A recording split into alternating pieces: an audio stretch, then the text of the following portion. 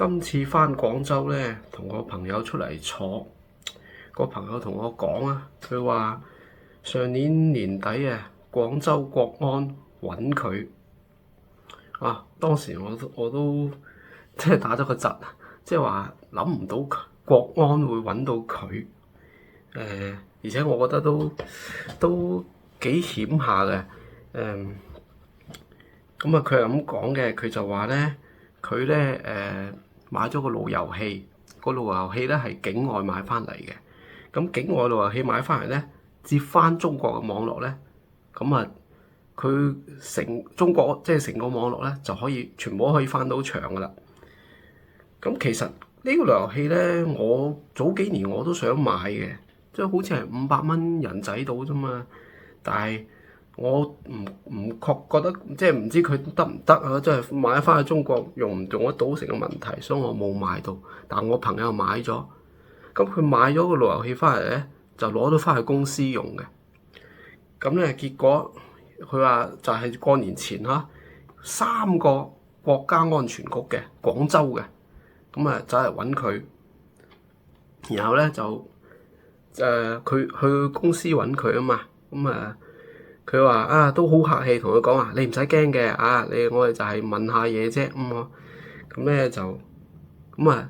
第一個問題問佢咩咧？話你哋邊個人喺 Twitter 嗰度喺度鬧啊習近平點解仲唔死？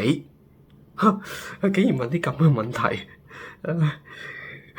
咁我個朋友咧佢咧就係開公司嘅，佢就話我係做生意嘅啫，我唔理呢啲嘢嘅喎。可能係我以前啲員工喺度用啦，即係已經離職走咗啦，可能我嗰個人已經咁啊。好，咁呢單就算啦。咁啊之後咧，啲國安又問佢話：你對呢個烏克蘭俄烏戰爭點睇啊？跟住我朋友就話：唉，我對呢啲嘢都完全都唔感興趣嘅，我就係顧住揾錢啊嘛，係咪？我唔知㗎呢啲嘢。跟住國安就話：得，你唔知唔緊要，依家我將成個過程啊，即係成件事150話俾你知。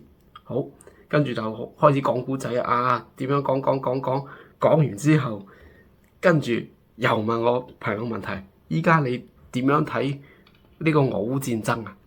跟住我朋友就話：全部都係美國佬錯啦，梗係嘛？美國真係好衰啊嘛！哦，咁就得啦，咁你就過關啦。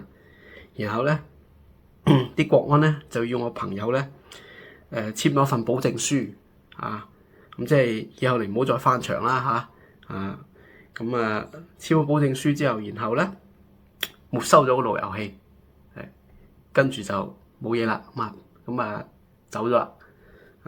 咁都得㗎，唉，我都好在我早幾年冇買啫，屌，真係都幾得人驚嘅呢樣嘢。可能佢因為放喺公司用咧，個流量比較大啊，咁啊引起咗注意啦。如果我諗我如果放喺家庭度用咧，就應該冇乜所謂嘅，應該冇咁留注意嘅嚇。唉，就咁啦。